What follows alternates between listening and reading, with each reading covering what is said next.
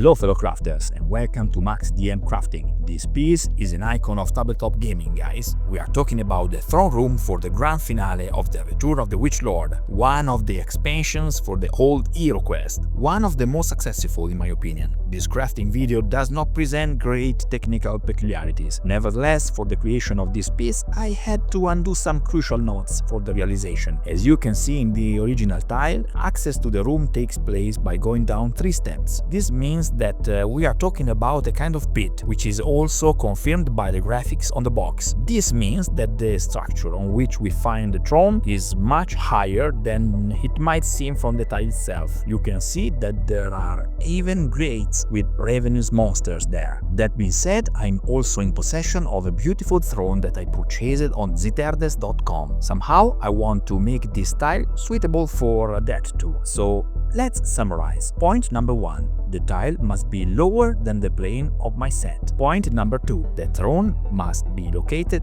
on top of a compact but at the same time rather complex structure. Point number 3. Everything must be modular so that it can be used both in a standard HeroQuest map and in a more personal form, and therefore with changes in the sides of the room.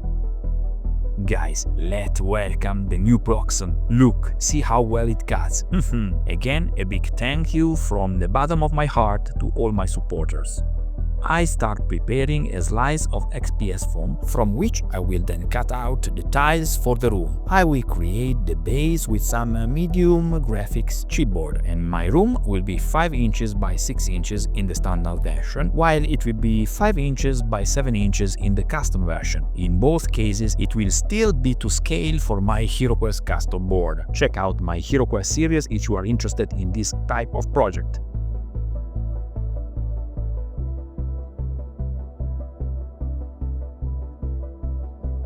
I use one of the basic drawing techniques to recopy. I use a grid, and instead of thinking about recopying the whole drawing in a single session, I take care of taking the reference points of 1 square inch at the time. In this way, even if I am completely denied drawing, I can easily get close to the original subject.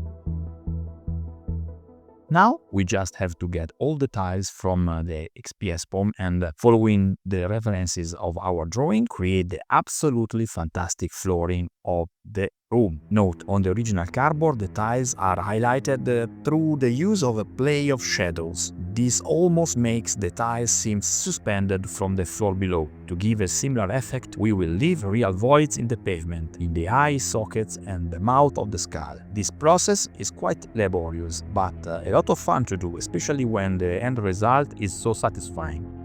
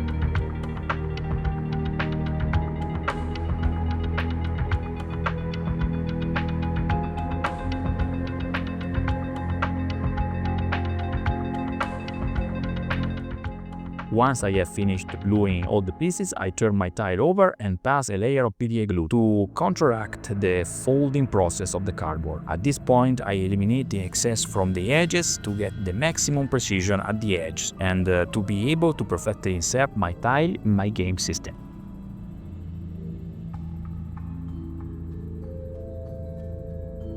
Let's add the 3 steps at one end. These must be at the same level as our game board. In my case, they line up with my tiles created with my Fusion tile system. Don't you know what I'm talking about? Check out my playlist on my tile conjunction system, the Fusion tiles system.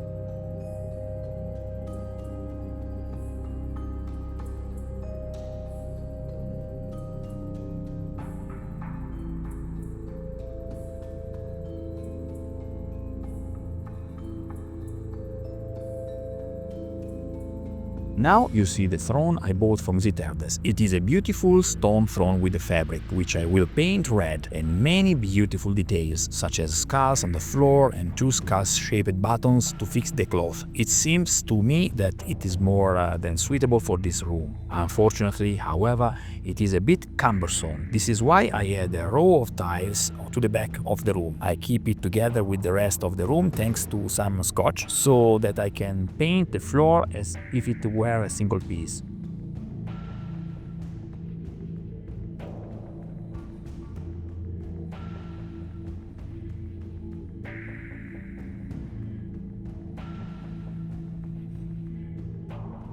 At this point, we are ready for the basic cover. At a certain point, I helped myself with pins to prevent the cardboard from embarking due to the acrylic paint diluted with the Mod Podge that I used.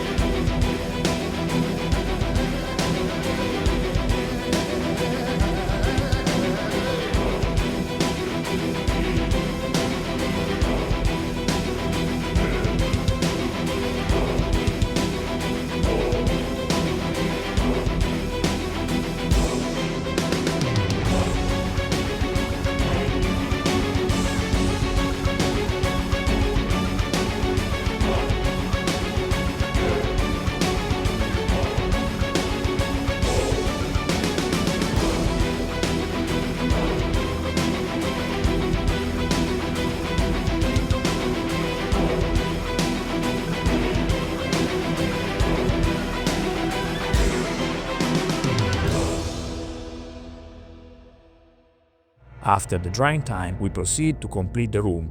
Now the final piece. It will have to give the magic touch to the standard version. For this type of construction, nothing can be better than XPS foam.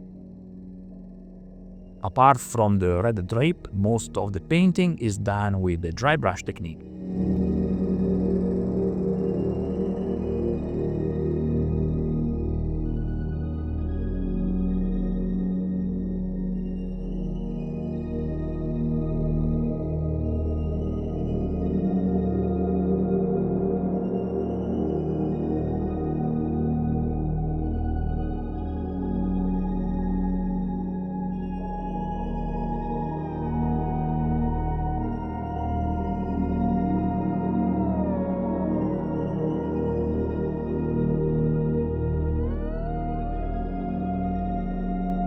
And here is the final result in the standard form and with the throne of HeroQuest.